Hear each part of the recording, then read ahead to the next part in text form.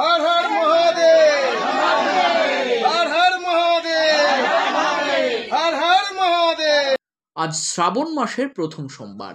এই দিনটিতে দেবাদিদেব মহাদেবের ভক্তরা সারাদিন উপোস করে মহাদেবের মাথায় জল ঢেলে ব্রত পালন করেন।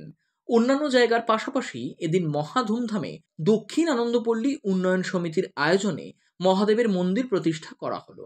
সকাল থেকেই স্থানীয়দের ভিড় ছিল চোখে পড়ার মতো।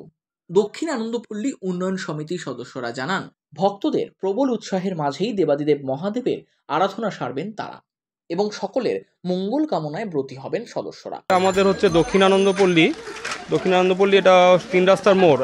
বড় ঠাকুরের আমাদের মন্দির প্রথমেই ছিল, তো আমরা সবাই মিলে উদ্যোগ নিয়ে ভোলে বাবার একটা শিবজির নতুন একটা ছোট মন্দির তৈরি করি এবং সেখানে বাবাকে আজকে প্রতিষ্ঠা করছি। তো সেই উপলক্ষেই এই আয়োজনে আমরা সবাই একসাথে মিলে এই অনুষ্ঠানটিকে পরিপূর্ণ করছি এবং তাতে এলাকার সকল নাগরিক আমাদের সাথে আছে, আমরা মিলেমিশে কাজটা করছি আর কি। প্রার্থনা কি? প্রার্থনা হচ্ছে এলাকার সুখ শান্তি, সাধারণ মানুষ ভোলা বাবা যেন সবাইকে সুবুদ্ধি দেয়, সুচিন্তা দেয় এবং সবাইকে যেন ভালো রাখে। কিছু বলতে চাই না, একটাই কথা বলবো যে থাকবো বেঁচে যতদিন বাবার ভক্ত ততদিন।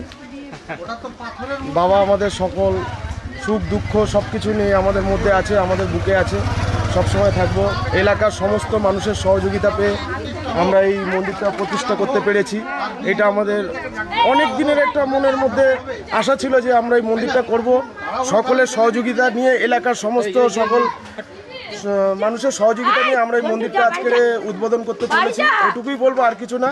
হর হর মহাদেব। আমারই বাড়ির সামনে, তাই জন্য আমি তো সব সময় ঠাকুরকে দর্শন করতে পারবো।